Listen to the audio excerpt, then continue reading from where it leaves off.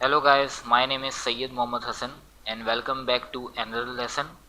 In this lesson I will going to create a new Android app for this course, and in this application I will going to demonstrate the behavior of inheritance in object oriented programming.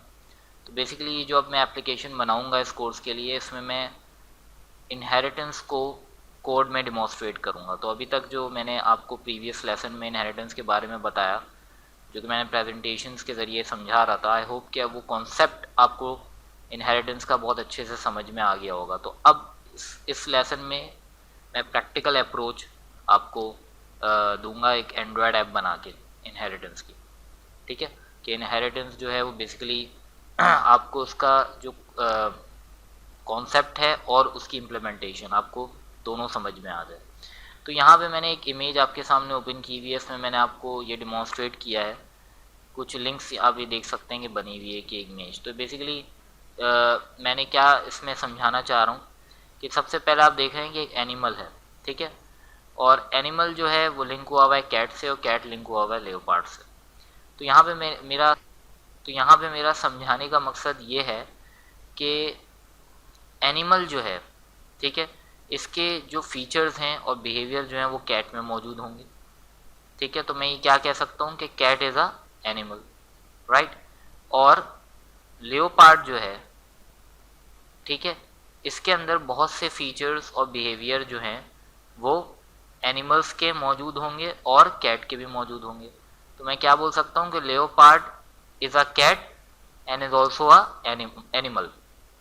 ठीक है, तो इसका मकसद क्या हुआ कि cat जो class है, अगर मैं अब इसमें प्रोग्रामिंग के टर्म पे आ जाऊं कि मैं अगर आपसे बोलूं कि भाई मुझे ये 3 क्लासेस बना के दो, एनिमल की, कैट की और लेओपार्ड की, और इन तीनों के दरमियान इनहेरिटेंस का रिलेशन जो है वो डेवलप करो। ठीक है, तो आप ये क्या कहेंगे कि आप सबसे पहले एनिमल के लिए एक सुपर क्लास बनाएंगे। ठीक है, एनिमल क्या होगी, एक सुपर क्लास होगी, और इसके अंदर जो है जो बिहेवियर और फीचर्स कॉमन होंगे जो कि हर एनिमल में होने चाहिए वो आप डिफाइन कर देंगे। उसके बाद आप एक कैट की क्लास बनाएंगे, और कैट की क्लास के अंदर जो भी फीचर्स और बिहेवियर जो कि इस एनिमल क्लास के अंदर मौजूद हैं, जो कि कैट के अंदर मौजूद होते हैं, आप उनको यूज़ कर लेंगे, यूटिलाइज कर लेंगे, और कुछ एडिशनल फीचर्स भी आप डिस्क्राइब कर देंगे जो कि कैट के अंदर मौजूद होते हैं। इसके बाद आप जो लेओपार्ड की क्लास बनाएंगे उसको आप जो है उसके अंदर भी सारी इम्प्लीमेंटेशन जो कि एनिमल के अंदर मौजूद है, इनहेरिटेंस के ज़रिए इनहेरिट करके आप क्या करेंगे, कैट को भी इससे इनहेरिट करवा देंगे। ठीक है ना, कि कैट के भी सारे फीचर्स जो हैं वो इसमें मौजूद हो जाएं और यूज़ कर सकें हम, और कुछ एडिशनल फीचर्स के अंदर डिस्क्राइब कर देंगे। तो बेसिकली ये एक मैंने आपको ओवरऑल सिनेरियो बताया है कि अब जो है मैं जो कोड करूँगा ऐप, उसके अंदर मैं इसी सिनेरियो को यूज़ करूँगा एनिमल्स के बारे में, और इसी सिनेरियो को यूज़ करके जो है एक पूरी इनहेरिटेंस की एप्लीकेशन जो है वो डेवलप करूँगा। ठीक है, इस कोर्स के लिए।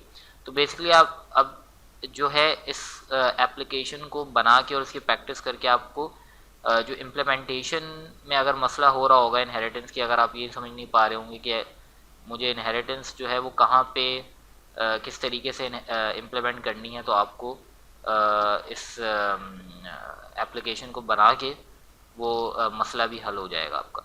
तो अब मैं स्टार्ट करता हूँ इस एप्लीकेशन को।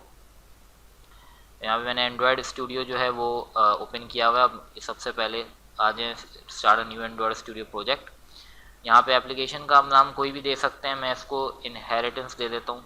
ठीक है, क्योंकि मैं ये इनहेरिटेंस के लिए बना रहा हूँ, तो बेसिकली एक ये इनहेरिटेंस ऐप दे देता हूँ उसको नाम, इनहेरिटेंस ऐप।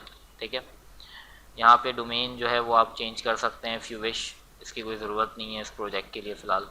ठीक है, अब ये यहाँ पे प्रोजेक्ट लोकेशन बता रहा है, डेस्कटॉप पे सेव होगा मेरा, इसको मैं रहने देता हूँ ऐसी, नेक्स्ट पे क्लिक कर देता हूँ। ओके, अब यहाँ पे आपसे पूछ रहा है कि किस एपीआई और मिनिमम एसडीके क्या होना चाहिए, क्या एपीआई होना चाहिए, तो इसको आप ये 16 ही रहने दें। ठीक है, और नेक्स्ट पे क्लिक कर दें। ओके, यहाँ पे एक्टिविटी पूछ रहा है, मेन ब्लैंक एक्टिविटी रखनी है हमें। ठीक है, तो इस पर सेलेक्ट रहने दें और नेक्स्ट पे क्लिक कर दें। और यहाँ पे ये आपसे कुछ इन्फॉर्मेशन लेना चाह रहा है, तो ये डिफ़ॉल्ट इन्फॉर्मेशन ही रहने दें, इसको चेंज करने की ज़रूरत नहीं है, और फिनिश पे क्लिक कर दें। ओके, अब इसने स्टार्ट बिल्ड करना शुरू कर दिया प्रोजेक्ट। ओके, अब आप ये देख सकते हैं कि प्रोजेक्ट जो है वो लॉन्च हो चुका है एंड्रॉयड स्टूडियो पे, ठीक है। तो यहाँ से मैं इस कंपोनेंट ट्री को अभी एक्टिव कर देता हूँ। अच्छा, सबसे पहले इसको हमें डिलीट करना है, ये फ्लोटिंग एक्शन बटन को। तो इसको डिलीट करने के लिए मेन एक्टिविटी पे जाइए जावा क्लास की, ठीक है, और यहाँ से इस कोड को डिलीट कर दें, ठीक है। ये जो या डिलीट कर दें या इसको कमेंट आउट कर दें। कमेंट आउट कर दें तो ज़्यादा बेहतर है, तो मैं इसको कमेंट आउट कर देता हूँ, ठीक है। ओके, ये कमेंट आउट हो गया, ठीक है। इसके बाद फिर activity underscore main dot XML file पे जाइए, इसके टेक्स्ट मोड पे आए और यहाँ पे भी आके इसका कुछ कोड मौजूद है यहाँ नीचे फ्लोटिंग एक्शन बटन का। इस एक्सएमएल कोड को भी कमेंट कर दें, कंट्रोल और शिफ्ट और फॉरवर्ड स्लैश, ठीक है। ये जो है ये शॉर्टकट की है इसकी, कंट्रोल एंड स्लैश, ठीक है। इस तरीके से ये कमेंट हो जाएगा, कंट्रोल एंड स्लैश। ओके, ये शॉर्टकट की control and forward slash. Okay, अब जो है मैं इस पे आ जाता हूँ कंटेंट उसको मेन पे। अभी देख सकते हैं कि ये गायब हो गया यहाँ से क्योंकि हमने उसको कमेंट आउट कर दिया कोड को। अच्छा, अब ये जो है टेक्स्ट व्यू यहाँ से मैं डिलीट कर देता हूँ, ठीक है। इसको मैं प्रेजेंटेशन मोड पे ओपन कर देता हूँ ताकि ये और मज़ीद बेहतर नज़र आए, ठीक है। ओके, अच्छा, अब मुझे यहाँ पे क्या काम करना है। अभी आप ये देख सकते हैं कि बाय डिफ़ॉल्ट रिलेटिव लेआउट जो है यहाँ पे मौजूद है, ठीक है। अभी अगर मैं कोई भी यहाँ पे टेक्स्ट व्यू जो है इस पर ड्रैग करूँगा तो रिलेटिव लेआउट की फंक्शनैलिटी के बारे में मैंने पहले भी आपको ट्यूटोरियल में बताया था कि रिलेटिव लेआउट जो है उसमें हम कहीं पे भी ड्रैग कर सकते हैं व्यूज़ को। लेकिन मैं इस एप्लीकेशन के लिए चाहता हूँ कि मैं एक लीनियर लेआउट यूज़ करूँ, ठीक है, जो कि वर्टिकल लीनियर लेआउट हो और उसके ऊपर जो है टेक्स्ट व्यूज़, टेक्स्ट जो है बेसिकली वो अपेयर हो। तो यहाँ पे मैं क्या करता हूँ इस लीनियर लेआउट को मैंने यहाँ से सेलेक्ट किया और यहाँ ला के मैंने ड्रैग कर दिया, वर्टिकल नॉट हॉरिजॉन्टल, ठीक है। यहाँ पे मैंने ड्रैग कर दिया। ओके, ये लीनियर लेआउट यहाँ पे आ गया। आप ये देख सकते हैं रिलेटिव लेआउट के ऊपर क्या आ गया, लीनियर लेआउट वर्टिकल। ओके, अच्छा, अब इस लीनियर लेआउट के ऊपर मुझे टेक्स्ट जो है व्यूज़ मैं इस पर ड्रॉप करूँगा, ठीक है, प्लेस करूँगा। तो कौन सा करूँगा, मैं लास्ट टेक्स्ट यूज़ करता हूँ। अच्छा, एक सेकेंड, इसको ज़रा सा मैं सेट कर दूँ इस लीनियर लेआउट को यहाँ पे ताकि ये इधर अलाइन हो जाए। ओके, इस तरीके से मैंने अलाइन कर दिया लीनियर लेआउट को। इसके बाद अब यहाँ से मैंने टेक्स्ट व्यू ड्रैग किया और यहाँ आप ये देख सकते हैं मुझे अब जो है सिर्फ 3 ऑप्शन दे रहा है, लेफ़्ट, सेंटर या राइट। मैं सेंटर पे ड्रैग करना चाहता हूँ तो यहाँ पे मैंने इसको प्लेस कर दिया लीनियर लेआउट पे और यहाँ पे ये अपेयर हो गया। अच्छा, अब इसको मैं नाम दे देता हूँ। सबसे पहले मैं चाहता हूँ कि इसको नाम दे दूँ तो मैं यहाँ पे नाम दे देता हूँ एनिमल। ये बेसिकली ओवरऑल एनिमल के लिए है और इसका जो आईडी होगी वो मैंने चूज़ कर ली TXT एनिमल, ठीक है। ये आ गई इसकी आईडी। ओके, इसके बाद अब जो है एक और मैं लार्ज टेक्स्ट यहाँ पे इसके नीचे ड्रॉप करता हूँ, ठीक है, और इसको मैं नाम दे देता हूँ कैट का, ठीक है, और आईडी दे देता हूँ TXT कैट, ठीक है। इसके बाद एक और ड्रॉप करता हूँ लार्ज टेक्स्ट इसी के नीचे और इसको मैं डबल क्लिक करके इसका टेक्स्ट चेंज कर देता हूँ टू लेट्स से लायन और आईडी कर देता हूँ TXT लायन, ठीक है। इसके बाद एक और मैंने यहाँ से ड्रॉप किया और इसको मैंने नाम दे दिया लेओपार्ड TXT लेओपार्ड। ओके, इसके बाद जो है दोबारा से यहाँ से मैं टेक्स्ट व्यू ड्रॉप करता हूँ, ठीक है, और यहाँ पे मैं यूज़ करूँगा बर्ड, ठीक है, बर्ड TXT, इसको मैंने आईडी नाम दे दिया बर्ड, TXT बर्ड। ओके, तो अब आप ये देख सकते हैं कि ये 4 जो हैं ये टेक्स्ट व्यूज़ आ गए। अब इन चारों टेक्स्ट व्यूज़ को यहाँ से आप सेलेक्ट कर सकते हैं, इस पर क्लिक करें एक टेक्स्ट व्यू पे और कंट्रोल और शिफ्ट दबा के इस पहले वाले टेक्स्ट व्यू पे क्लिक कर दें। तो आप ये देखेंगे कि पांचों टेक्स्ट व्यूज़ जो हैं पांचों टेक्स्ट व्यूज़ जो हैं वो सेलेक्ट हो गए। अब मुझे क्या करना है, इनके दरमियान जो है थोड़ी सी मार्जिन देनी है, ठीक है। तो यहाँ पे आ जाता हूँ मैं, मार्जिन जहाँ देखूँगा प्रॉपर्टीज़ में मार्जिन नज़र आ रहा है, मार्जिन पे आ जाता हूँ मैं, ठीक है। एक सेकेंड, यहाँ पे ये रहा लेआउट मार्जिन, ठीक है।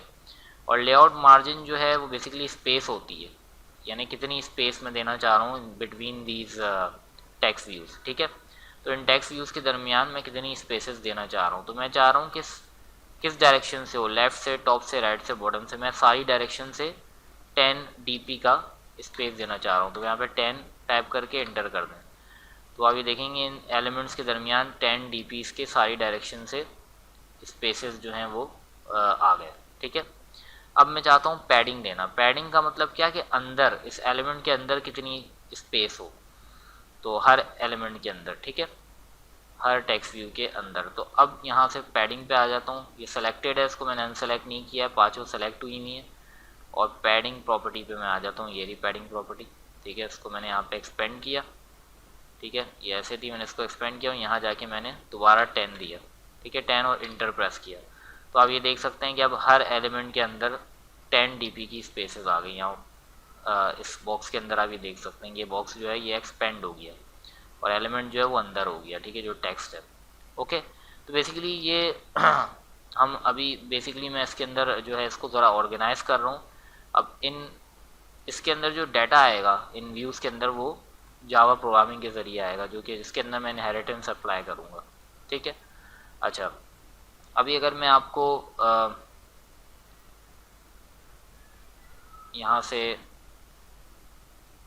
इसको एग्ज़िट करूँ मैं ज़रा प्रेजेंटेशन मोड को, और यहाँ से मैं ओपन करूँ अगर Java file main activity dot जावा, तो आप ये देख सकते हैं कि ये जो मेन एक्टिविटी क्लास है जावा की, जिस पे हम सारा कोड करते हैं, ये भी एक्सटेंड कर रही है, इनहेरिट कर रही है एक क्लास से जिसका नाम है ऐप कॉम्पैक्ट एक्टिविटी। तो इसका मतलब क्या है कि जो एम कॉम्पैक्ट एक्टिविटी है, इसके अंदर जो भी फीचर्स हैं और जो बिहेवियर इसके अंदर मौजूद हैं वो ये क्लास जो है ये एक्सेस कर सकती है और ये कर रही है, ठीक है। ये जो भी कोड यहाँ पे मौजूद है उसके अंदर बहुत से फीचर्स जो हैं वो इस क्लास के अंदर मौजूद हैं। अब ये क्लास जो है ये ऑलरेडी प्री डिफाइंड क्लास है, यानी पहले से बनी हुई क्लास है, ठीक है। तो अगर आपको जो प्री डिफाइंड क्लासेस हैं उनके बारे में पढ़ना हो तो यहाँ पे आप ये डॉक्यूमेंटेशन से पढ़ सकते हैं। ये ऑफिशियल डॉक्यूमेंटेशन है जावा ऐसी की, ठीक है, जावा स्टैंडर्ड एडिशन 8 API स्पेसिफिकेशन, इसका लिंक मैं प्रोवाइड कर दूंगा आपको।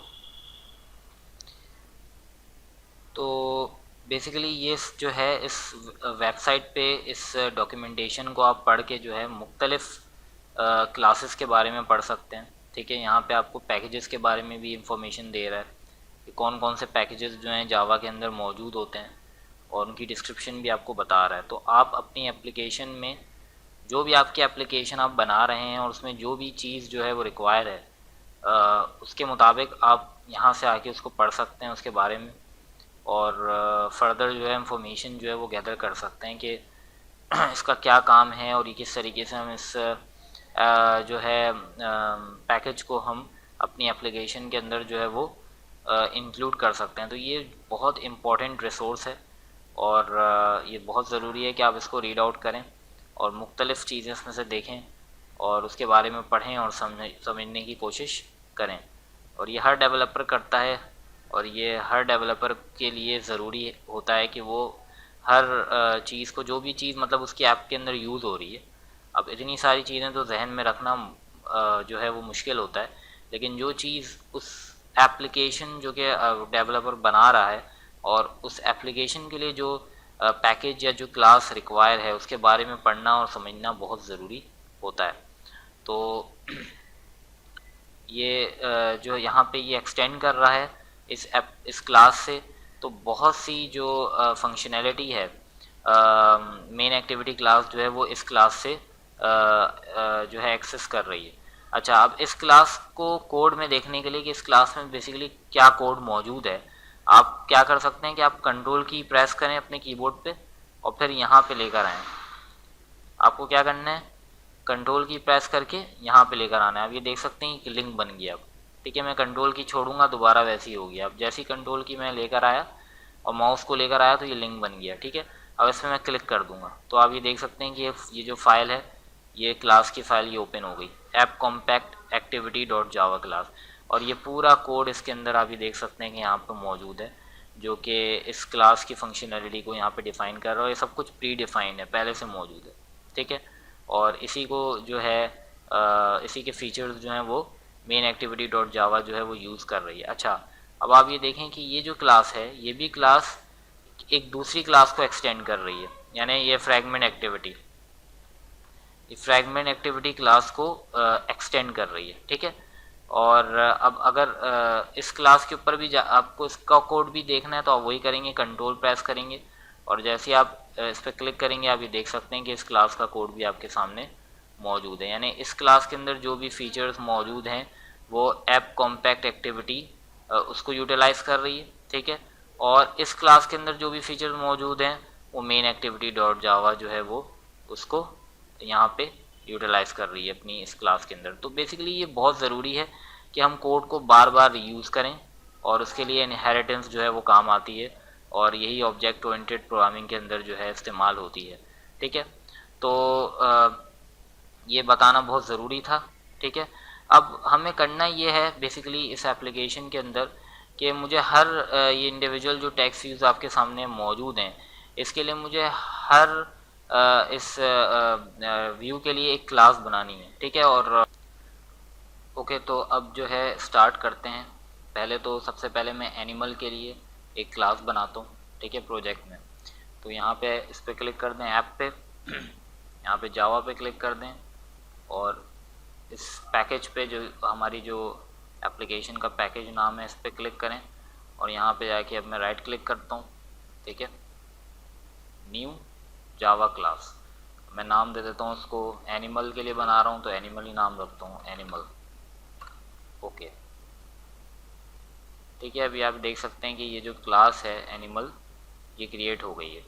अच्छा, यहाँ पे जो है सबसे पहले इस क्लास को बनाने से पहले मैं आपको ये बात समझाना चाहता हूँ कि बेसिकली जो भी जावा प्रोग्रामिंग के अंदर हम क्लासेस बनाते हैं तो बाय डिफ़ॉल्ट जो है हर क्लास जो है वो इनहेरिट कर रही होती है ऑब्जेक्ट क्लास में, यानी ऑब्जेक्ट क्लास से इनहेरिट कर रही होती है। अब ये ऑब्जेक्ट क्लास क्या है, अभी मैं आपको यहाँ पे मैनुअली इस क्लास को इनहेरिट करके दिखाता हूँ ऑब्जेक्ट क्लास से, जबकि बाय डिफ़ॉल्ट जो है ये क्लास ऑलरेडी इनहेरिट हुई हुई है जो मैंने ये बनाई है।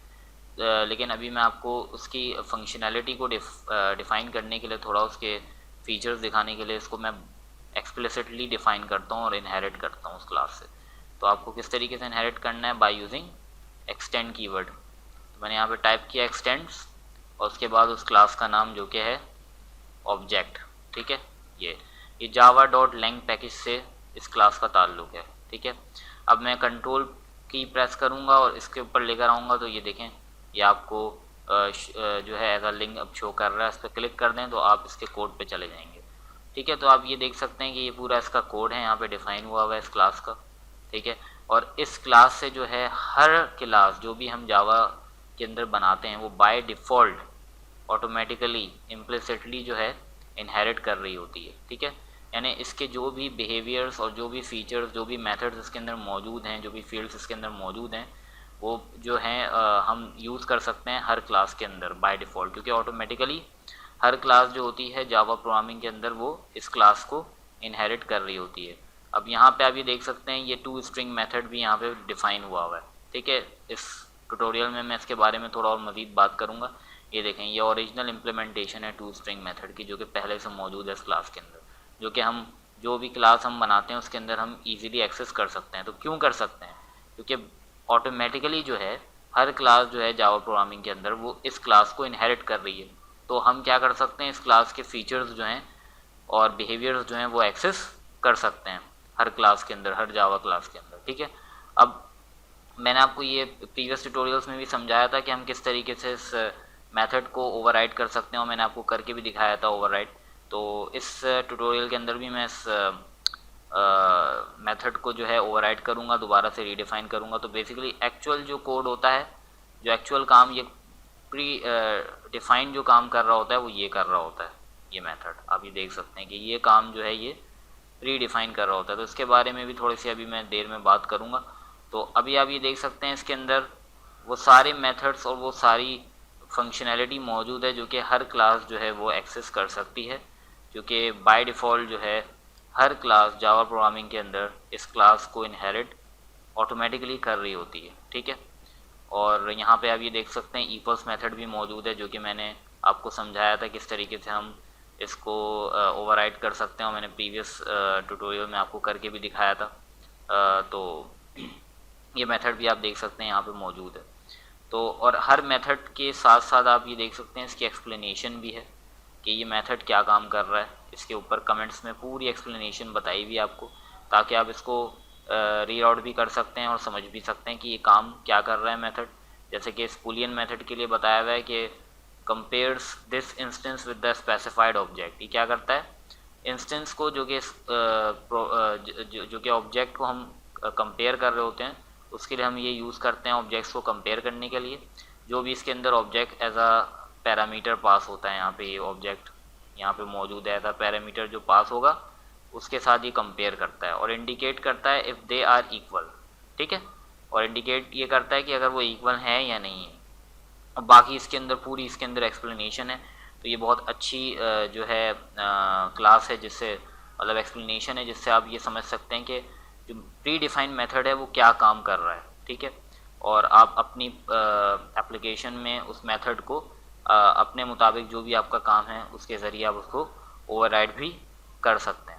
ठीक है, तो अब दोबारा से इस animal.java फाइल पे आ जाते हैं, और अब मैं इस ये जो मैंने आपको समझाने के लिए इसको मैंने टाइप आउट किया था इन 2 वर्ड्स को, तो अब दोबारा से मैं इसको डिलीट कर देता हूँ। तो ये बाय डिफ़ॉल्ट ये जो है ये ऑटोमेटिकली इनहेरिट कर रहा है ऑब्जेक्ट क्लास से, तो मुझे वो 2 वर्ड्स लिखने की ज़रूरत नहीं है। ठीक है, मैं उसके फीचर्स और उसके बिहेवियर्स और उसके मेथड जो हैं इस क्लास के वो एक्सेस कर सकता हूँ, क्योंकि ऑटोमेटिकली जो है हर क्लास जावा प्रोग्रामिंग के अंदर इनहेरिट होती है ऑब्जेक्ट क्लास से। ठीक है, तो अब इस क्लास को जो है डिफ़ाइन करते हैं।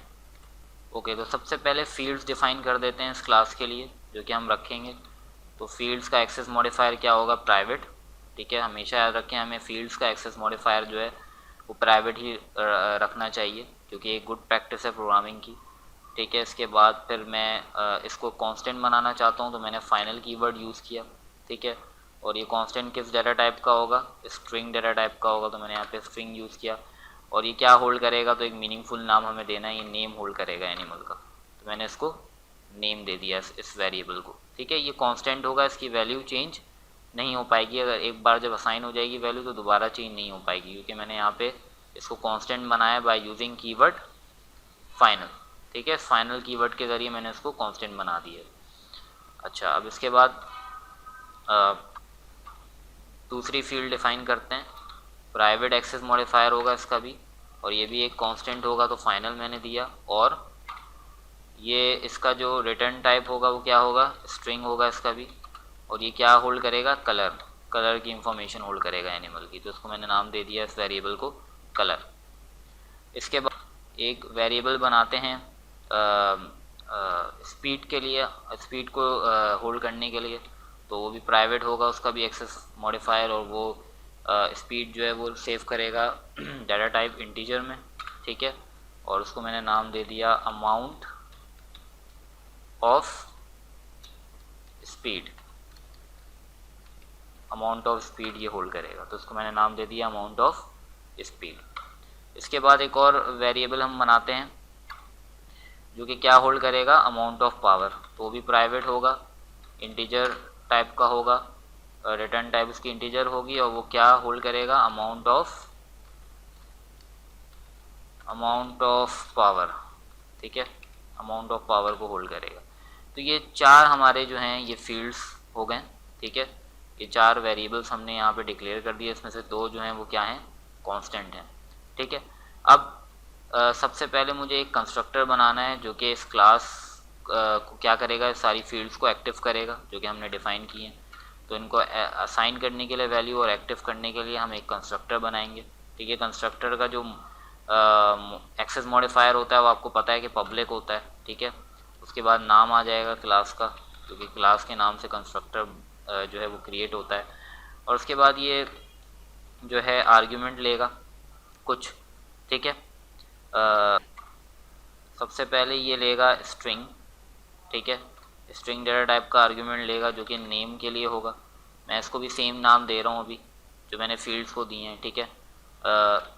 आप कोई डिफरेंट नाम भी दे सकते हैं यहाँ पे, नेम ऑफ एनिमल भी कर सकते हैं, ठीक है, लेकिन मैंने यहाँ पे सेम नाम दे रहा हूँ फ़िलहाल। ओके, इसके बाद फिर हम कलर के लिए एक लेंगे आर्ग्यूमेंट स्ट्रिंग कलर, ठीक है, उसको भी सेम नाम मैंने दे दिया। इसके बाद एक अमाउंट ऑफ स्पीड के लिए इंटीजर अमाउंट ऑफ स्पीड, और फिर होगा इंटीजर अमाउंट ऑफ पावर के लिए। ओके, और उसके बाद ये कंस्ट्रक्टर जो है ये यहाँ पे हम इसकी वैल्यू जो है असाइन करवाएंगे इन सारी फील्ड्स की। तो इसको यहाँ पे रेफरेंस देने के लिए इस फील्ड को इस कंस्ट्रक्टर के अंदर मैंने आपको पहले भी बताया था हम क्या यूज़ करते हैं, हम दिस कीवर्ड यूज़ करते हैं। तो दिस डॉट नेम, ठीक है। उसके बाद इक्वलिटी ऑपरेटर जो कि इक्वल होता है। अब मैं इसकी वैल्यू किसके बराबर असाइन करना चाहता हूँ, जो कि इसमें यहाँ पे पास होगी इस कंस्ट्रक्टर में एज एन आर्ग्यूमेंट, ठीक है। तो यहाँ पे मैंने इसका नाम दे दिया जो कि सेम नाम मैंने रखा है नेम। आगे बात समझ में।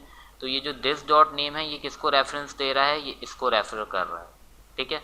और ये जो नेम है ये किसको रेफर कर रहा है, ये इसको रेफर कर रहा है। और आप ये देख सकते हैं कि ये जो आईडी है एंड्रॉयड स्टूडियो ये हमें हाईलाइट भी करके शो कर रहा है। जब मैं इसको यहाँ पे हाईलाइट कर रहा हूँ तो हाईलाइट कौन सी फील्ड हो रही है, ये इसका मतलब ये है कि मैं इसको रेफरेंस कर रहा हूँ। और जब मैं यहाँ पे इसको हाईलाइट कर रहा हूँ तो कौन सी फील्ड हाईलाइट हो रही है, ये, तो इसका मतलब है मैं इसको रेफरेंस कर रहा हूँ, ठीक है। अब आगे जो है इसी तरीके से बाकी भी हम वैल्यूज़ को सेट कर देते हैं। कलर के लिए this dot colour is equal to colour, उसके बाद this dot amount of speed is equal to amount of speed, ठीक है। और फिर this dot amount of power is equal to amount of power, ठीक है।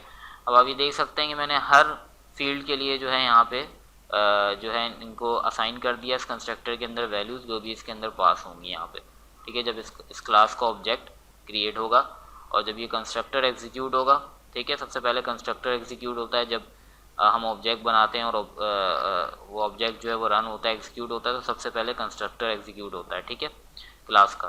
तो ये सारी वैल्यूज़ जो हैं ये क्या हो जाएंगी, जितने भी यहाँ पे ये फील्ड्स हैं ये सारी असाइन हो जाएंगी, ठीक है। और फिर हम इनको यूज़ कर सकेंगे फर्दर प्रोसेसिंग के लिए। ओके, तो ये हमारी क्लास का कंस्ट्रक्टर हो गया इस एनिमल क्लास का। अब हमें कुछ मेथड्स बनाने हैं, एक्सेसर और म्यूटेटर मेथड्स हमें बनाना है, ठीक है। तो सबसे पहले तो इन दो फील्ड्स के लिए जो कि कॉन्स्टेंट्स वेरिएबल हैं, इनके लिए हमें दो एक्सेसर मेथड बनाने होंगे। इनका मैं म्यूटेटर मेथड नहीं बना सकता क्योंकि ये क्या है, ये कांस्टेंट है। इनको मैं सिर्फ एक बार सेट कर सकता हूँ। तो ये दोनों यहाँ पे सेट हो रहे हैं कंस्ट्रक्टर में, बस ये सिर्फ एक बार सेट होंगे। उसके बाद ये जो इनकी वैल्यू होगी वो एज इट इज़ रहेगी, उनको हम चेंज नहीं कर सकते। क्यों? क्योंकि ये दोनों क्या हैं, ये दोनों कांस्टेंट हैं। मैंने यहाँ पे क्या यूज़ किया है, वर्ड फाइनल यूज़ किया है। इसका मतलब क्या है कि एक बार जब नेम जो है वो मैंने डिक्लेयर कर दिया तो उसके बाद दोबारा मैं एनिमल का नेम को चेंज नहीं कर सकता। एक बार मैंने कलर डिक्लेयर कर दिया तो दोबारा मैं कलर को चेंज नहीं कर सकता क्योंकि ये दोनों क्या हैं, कांस्टेंट हैं, ठीक है। तो अब यहाँ पे आके इनके लिए जो एक्सेसर मेथड बनाते हैं, ठीक है। एक्सेसर मेथड को गेटर भी कहते हैं। तो यहाँ पे उसका जो एक्सेस मॉडिफायर होगा वो क्या होगा, पब्लिक होगा, ठीक है, ताकि दूसरी क्लास जो है वो भी इनको एक्सेस कर सके। जब ऑब्जेक्ट क्रिएट हो तो हम इन मेथड्स को एक्सेस कर सकें, ठीक है, इस क्लास के। इसलिए यहाँ पे पब्लिक एक्सेस मॉडिफायर हमने रखा है। और इसके बाद इसकी रिटर्न टाइप क्या हो, तो इनकी रिटर्न टाइप होगी स्ट्रिंग, क्योंकि ये स्ट्रिंग को रिटर्न करेगा, एक्सेस करेगा, ठीक है। और नाम मैं इसको दे देता हूँ गेट नेम, ठीक है, ओके। अब यहाँ पे क्या रिटर्न करेगा, यहाँ पे रिटर्न करेगा नेम, क्योंकि इस क्लास में ये फील्ड जो मौजूद है नेम, ये इसको रिटर्न करेगा, ठीक है, ओके। ये एक एक्सेसर मेथड बना लिया हमने, या गेटर भी इसको कहते हैं। अब दूसरा बनाते हैं कलर के लिए। ठीक है। ये भी इसी तरीके से होगा, इसका भी स्ट्रिंग डाटा टाइप रिटर्न होगी और यहाँ पे हम नाम रखेंगे गेट कलर, ठीक है, और उसके बाद रिटर्न कलर। ओके, ठीक है। अब हमने यहाँ पे दो एक्सेसर मेथड इन दोनों फील्ड्स के लिए जो है डेवलप कर लिए हैं, ठीक है। अब हमें इन दो फील्ड्स के लिए क्या करना है, हमें एक्सेसर और म्यूटेटर मेथड दोनों बनाने हैं। तो वन बाय वन करके बनाते हैं। सबसे पहले एक्सेसर मेथड बनाते हैं, ठीक है, के लिए। ओके, तो सबसे पहले अब यहाँ पे एक्सेसर मेथड बनाता हूँ मैं। तो एक्सेसर मेथड कैसे बनेगा, इसके लिए पब्लिक एक्सेस मॉडिफायर यूज़ हुआ, ठीक है। उसके बाद इंटीजर रिटर्न टाइप है और फिर यहाँ पे मैं लिख दूंगा इसका नाम गेट अमाउंट ऑफ स्पीड, ठीक है। एंटर मैंने प्रेस कर दिया। तो ये आपको देख सकते हैं कि ये सजेशन भी दे रहा होता है नाम के लिए एंड्रॉयड स्टूडियो, ठीक है। तो आप वही नाम यूज़ करना चाहें तो आप बस इंटर प्रेस कर दें तो वो नाम जो है ऑटोमेटिकली पूरा टाइप आउट हो जाएगा। तो गेट अमाउंट ऑफ स्पीड क्या रिटर्न करेगा, ये रिटर्न करेगा अमाउंट ऑफ स्पीड। ओके, अब इसी तरीके से इसके लिए एक म्यूटेटर मेथड बनाएंगे जिसको सेटर भी कहते हैं, सेट मेथड भी कहते हैं। तो पब्लिक और ये जो है ये क्या करेगा, सेट करेगा वैल्यू को, ठीक है। ये रिटर्न नहीं करेगा, सेट करेगा। तो इसकी जो रिटर्न टाइप होगी वो क्या होगी, वॉइड, क्योंकि ये सिर्फ सेट करेगा, कोई चीज़ रिटर्न नहीं करेगा, ठीक है। और उसके बाद मैं इसको नाम दे देता हूँ सेट अमाउंट ऑफ स्पीड, ठीक है। और यहाँ पे क्या वैल्यू जो है वो लेगा, सेट करने के लिए यहाँ पे एक इंटीजर वैल्यू लेगा, ठीक है। और उसको भी मैं नाम दे देता हूँ अमाउंट ऑफ स्पीड, ठीक है। और फिर यहाँ जाके मैं क्या करूँगा, यहाँ पे जो अमाउंट ऑफ स्पीड है, ठीक है, this dot amount of speed अभी किसको रेफरेंस कर रहा है, ये ऊपर वाले यहाँ पे मैं इंस्टेंस वेरिएबल को रेफर कर रहा हूँ, ठीक है, दिस डॉट अमाउंट स्पीड से यहाँ पे, ठीक है। अब इसको मैंने इक्वल टू कर दिया किसके, ये जो इसके अंदर पास होगा अमाउंट ऑफ स्पीड, ठीक है। तो बेसिकली ये जो है ये हमारे क्या करेगा, वैल्यू को सेट कर देगा अमाउंट ऑफ स्पीड के लिए, ठीक है। यानी ये क्या हो गया, ये म्यूटेटर मेथड हो गया। तो एक एक्सेसर मेथड और एक म्यूटेटर मेथड हमने किसके लिए बनाया, हमने ये ऊपर वाली फील्ड के लिए बनाया जो कि क्या है, अमाउंट ऑफ स्पीड। अब इसी तरीके से अमाउंट ऑफ पावर के लिए हम बनाते हैं, ठीक है। दो इसी तरीके से बनेंगे। सबसे पहले बना लेता हूँ मैं जो है accessor method get amount of power, ठीक है। और उसके बाद रिटर्न स्टेटमेंट मैंने यूज़ की और यहाँ पे मैंने अमाउंट ऑफ पावर को रिटर्न करवा दिया, ठीक है। इसके बाद हम बनाएंगे एक म्यूटेटर मेथड पब्लिक वॉइड और सेट अमाउंट ऑफ पावर, ठीक है। यहाँ पे भी क्या करेगा, एक आर्ग्यूमेंट लेगा इंटीजर और उसको मैंने नाम वही दे दिया अमाउंट ऑफ पावर, ठीक है। और यहाँ पे this dot amount of power is equal to amount of power जो कि इस मेथड में पास होगी, ठीक है, वैल्यू।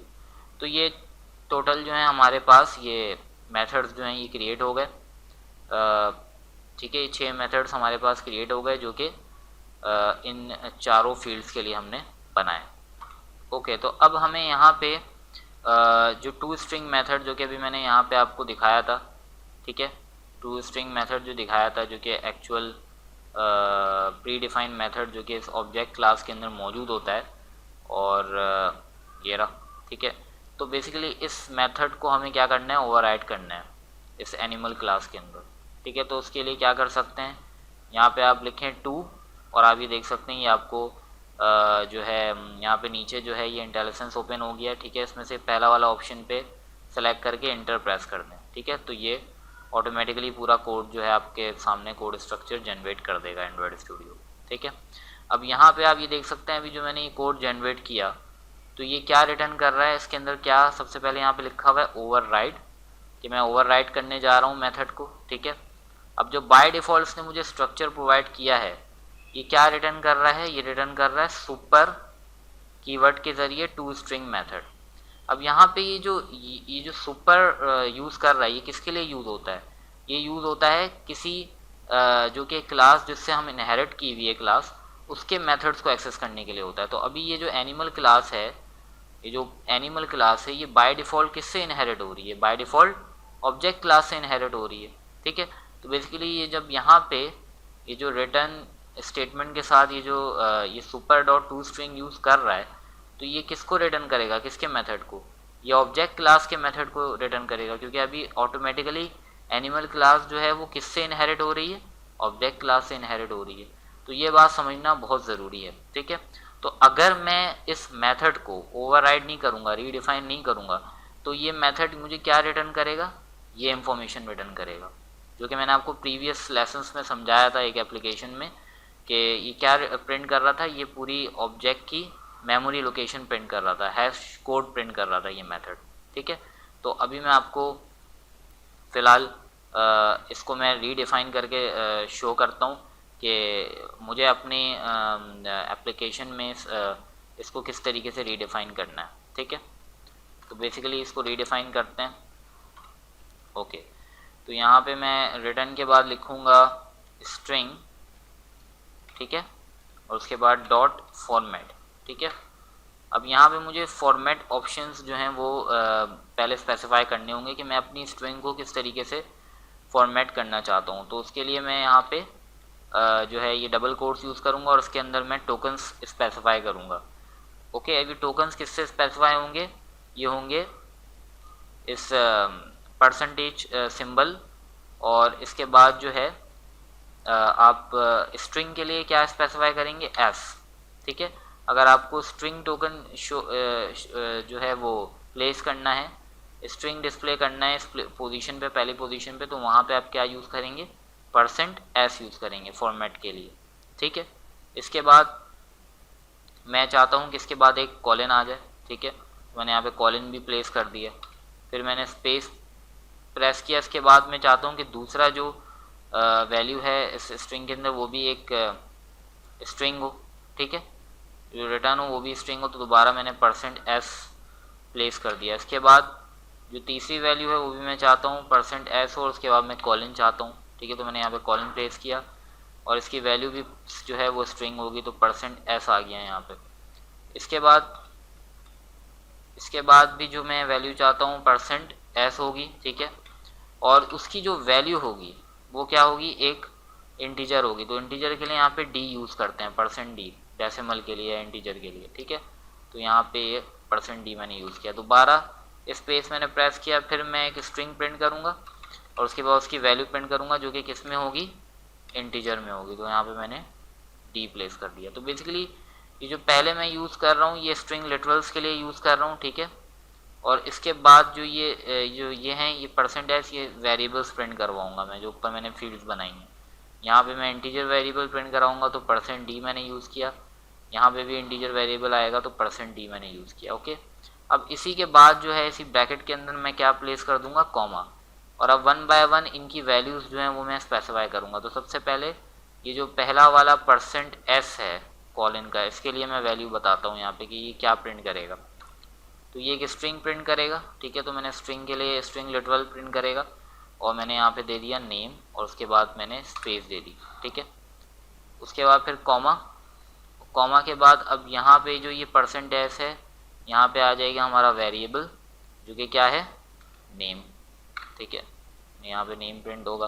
फिर इसके बाद हमारे पास आएगा दोबारा से एक स्ट्रिंग लिटरल प्रिंट होगा, ठीक है। वो किसके लिए होगा? कलर के लिए, ठीक है। और फिर स्पेस मैंने दी, और यहाँ पे आके मैंने इस %s के लिए जो कि इसकी वैल्यू होगी वो क्या होगी?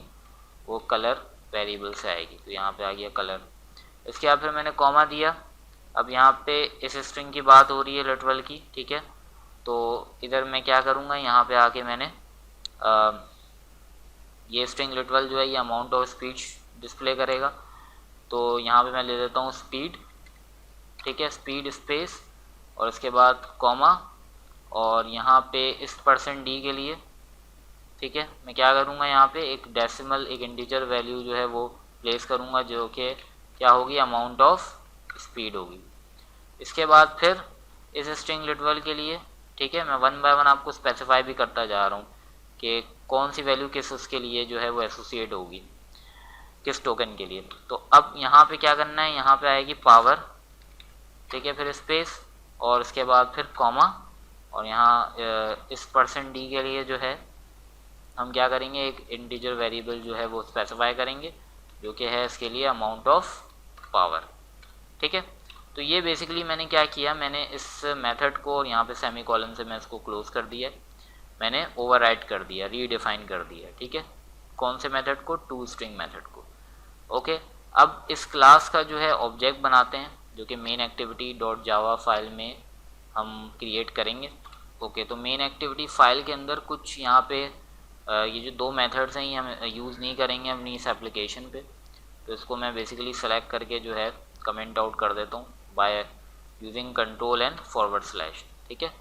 तो ये क्या हो गया, कमेंट आउट हो गया, ये हमें यूज़ नहीं करना है इस एप्लीकेशन के लिए, ओके। अब यहाँ पे आ जाता हूँ मैं, ठीक है। इधर आके मैं अब क्या करूँगा, सबसे पहले मैं एक ऑब्जेक्ट बनाऊँगा क्लास एनिमल का, ठीक है। तो ऑब्जेक्ट बनाने के लिए सबसे पहले क्लास का नाम आएगा एनिमल, और उसके बाद उस ऑब्जेक्ट का नाम देते हैं आप कुछ भी, एनिमल एनिमल दे देता हूँ, ठीक है, इज इक्वल टू न्यू, और उसके बाद फिर एनिमल, ठीक है। अब यहाँ पे आप ये देख सकते हैं कि ये मुझे, अगर मैं इस तरीके से इसको बना रहा हूँ इसको ऑब्जेक्ट, तो ये मुझे एरर दे रहा है यहाँ पे, ठीक है। ये क्यों एरर दे रहा है, कि ये बोल रहा है कि एक्सपेक्टेड इसको पैरामीटर्स चाहिए, इसको नाम चाहिए, कलर चाहिए, अमाउंट ऑफ स्पीड और अमाउंट ऑफ पावर चाहिए, जो कि हमने कहाँ स्पेसिफाई किया हुआ है, इस क्लास के कंस्ट्रक्टर में स्पेसिफाई किया हुआ है यहाँ पे, ठीक है। तो हमें ये पूरी वैल्यूज़ जो हैं इसके अंदर पास करनी होंगी, ये जो यहाँ पे हमने स्पेसिफाई की हुई है एज एन आर्ग्यूमेंट, तब जाके इसका ऑब्जेक्ट बनेगा इस क्लास का, इस क्लास एनिमल का, ठीक है। तो अब यहाँ पे हम स्पेसिफाई करते हैं, सबसे पहले जो है वो क्या है, नाम, ठीक है। तो नाम जो है वो किस में आएगा, इन्वर्टेड कॉमास में आएगा, क्योंकि वो स्ट्रिंग है, ठीक है। तो नाम हम दे देते हैं एक एनिमल को, अब यहाँ पे आप कोई भी नाम दे सकते हैं, मैं अभी इसमें टाइगर दे देता हूँ, ठीक है। इसके बाद दूसरा पैरामीटर जो है वो कॉमा के बाद हम स्पेसिफाई करेंगे, जो कि क्या है, कलर, कलर जो है वो मैं ऑरेंज दे देता हूँ। इसके बाद तीसरा पैरामीटर जो है वो इंटीजर है, तो उसको जो है इन्वर्टेड कॉमास में प्लेस करने की ज़रूरत नहीं है, वो एज इट इज़ आएगा, ठीक है। और वो क्या है, अमाउंट ऑफ स्पीड है, ठीक है। तो इसको मैं अमाउंट ऑफ स्पीड दे देता हूँ, लेट्स से 65, ठीक है। इसके बाद अमाउंट ऑफ पावर आएगी, वो भी इंटीजर है वैल्यू, तो अमाउंट ऑफ पावर मैं इसको 85 दे देता हूँ, ठीक है। तो आप ये देख सकते हैं कि एरर रिजॉल्व हो गया है, क्योंकि मैंने सारे पैरामीटर्स की जो है और आर्ग्यूमेंट्स की वैल्यू जो है मैंने स्पेसिफाई यहाँ पे कर दी है इस ऑब्जेक्ट के लिए, ठीक है, इस क्लास के ऑब्जेक्ट के लिए। अच्छा, अब ये ऑब्जेक्ट बन गया एनिमल, अब इसको हमें यूज़ करना है, ठीक है। अभी आप ये देख सकते हैं यहाँ पे इसने ग्रे कलर में ये आ रहा है, ये इसलिए क्योंकि हमने इसको कहीं यूज़ नहीं किया है, ठीक है। अच्छा, अब मैं इसको यूज़ करता हूँ, तो मुझे इसकी जो वैल्यूज़ हैं उनको प्रिंट करनी है by using to string method, जो कि मैंने अभी यहाँ पे इस क्लास के अंदर दोबारा से रीडिफाइन किया है, ओवरराइड किया है, ठीक है। इसको यूज़ करते हुए मुझे इस ऑब्जेक्ट की जो डाटा है उसको डिस्प्ले करवाना है, ठीक है। तो वो किस तरीके से हो, अभी आप ये देख सकते हैं कि जो हमारी जो एप्लीकेशन है, हमने इसके डाटा प्रिंट करवाने के लिए कुछ टेक्स्ट व्यूज़ बनाया। तो एनिमल की इंफॉर्मेशन शो करने के लिए भी मैंने टेक्स्ट व्यू बनाया, कैट के लिए, लायन के लिए और बाकी क्लासेस के लिए। तो अभी पहले मैंने इस क्लास को बना लिया है, तो अब इसको मुझे लिंक करवाना पड़ेगा, एसोसिएट करवाना पड़ेगा कोड के साथ। तो यहाँ पे मेन एक्टिविटी पे मैं क्या करूँगा, मैं इसको एसोसिएट करवा दूँगा इस टेक्स्ट व्यू को। तो वो किस तरीके से होगा, यहाँ पे सबसे पहले मैं इस टेक्स्ट व्यू क्लास का, जो कि एंड्रॉयड विजेट पैकेज के अंदर मौजूद होता है, इसका एक ऑब्जेक्ट बना लूँगा, ठीक है। मैं इसको नाम दे देता हूँ txt एनिमल, ठीक है, क्योंकि मैं एनिमल का डाटा जो है प्रिंट कराऊंगा। इस ऑब्जेक्ट का नाम मैंने दे दिया txt एनिमल, इस इक्वल टू, और उसको मैं कास्ट करूंगा इनटू टेक्स्ट व्यू, इस ऑब्जेक्ट को, ठीक है, इनटू टेक्स्ट व्यू मैंने इसको कास्ट किया, और यहाँ पे मैं आगे फिर इसको यूज़ करूँगा फाइंड व्यू बाय आईडी। यहाँ पे स्पेसिफाई करूँगा R dot id dot txt animal, ठीक है, यानी फाइंड आउट करो वो कंपोनेंट जो कि txt एनिमल जिसकी आईडी हो, और txt एनिमल किसकी आईडी है, हमने यहाँ पे स्पेसिफाई की हुई है, इस कंपोनेंट की हमने क्या आईडी रखी थी, txt एनिमल रखी थी, तो वही आईडी से ये इसको फाइंड आउट करेगा यहाँ पे, ठीक है। इसके बाद हमने इसको यहाँ पे सेमीकोलन प्लेस कर दिया। तो अब बेसिकली यहाँ पे जो हमारा टेक्स्ट व्यू है उसका हमने ऑब्जेक्ट बना दिया, उसको कास्ट कर दिया, उसको एसोसिएट करा दिया मेन एक्टिविटी के साथ। अब मैं इसको यूज़ कर सकता हूँ और इसका डाटा जो है मैं उस टेक्स्ट व्यू में प्रिंट करवा सकता हूँ। तो मैं यहाँ पे क्या यूज़ करूँगा, इस ऑब्जेक्ट को यूज़ करूँगा, टेक्स्ट txt एनिमल जो कि टेक्स्ट व्यू का हमने ऑब्जेक्ट बनाया हुआ है। अब ये देख सकते हैं यहाँ पे ये हाईलाइट हो रहा है कि मैं इसको रेफरेंस कर रहा हूँ यहाँ पे, ठीक है। और इसके अंदर मैं मेथड यूज़ करूँगा जो कि बाय डिफ़ॉल्ट इम्प्लीमेंट हुआ हुआ है, सेट टेक्स्ट, कि इसका टेक्स्ट जो है वो सेट कर दो इस टेक्स्ट व्यू का, और वो किसके बराबर हम करेंगे, हम यहाँ पे यूज़ करेंगे अब इस ऑब्जेक्ट को, एनिमल के ऑब्जेक्ट को, ठीक है। एनिमल का मैंने यहाँ पे ऑब्जेक्ट यूज़ किया और इसके अंदर जो मैंने टू स्ट्रिंग मेथड को रीडिफाइन किया मैं उसको यूज़ करूँगा और डाटा जो है टेक्स्ट व्यू पे प्रिंट करवाऊँगा, ठीक है। तो ये पूरा स्टेप बाय स्टेप मैंने आपको इस कोड का पर्पस जो है वो समझाया। तो अब इस ऐप को चला के देखते हैं। तो मैं जेनीमोशन लॉन्च करता हूँ। ओके, तो अभी जेनीमोशन लॉन्च हो गया है। अब यहाँ से मैं इसको स्टार्ट करता हूँ, ठीक है, ताकि इसमें एप्लीकेशन रन हो।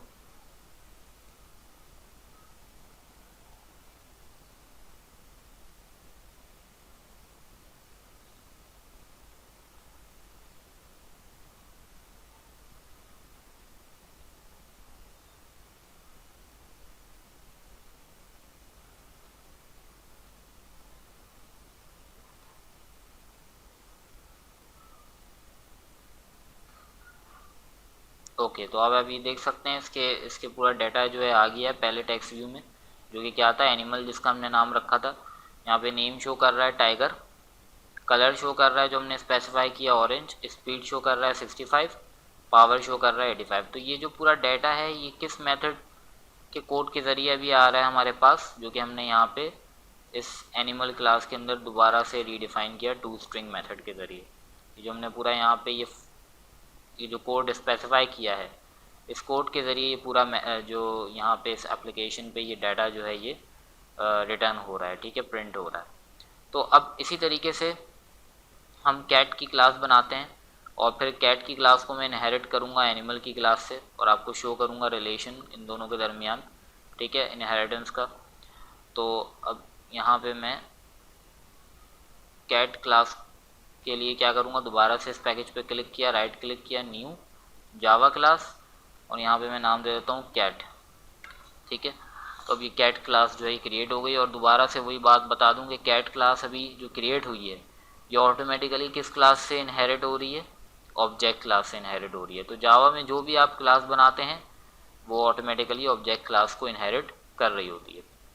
अच्छा, अब मुझे इस कैट क्लास के अंदर बहुत से फीचर्स जो हैं वो एनिमल के चाहिए।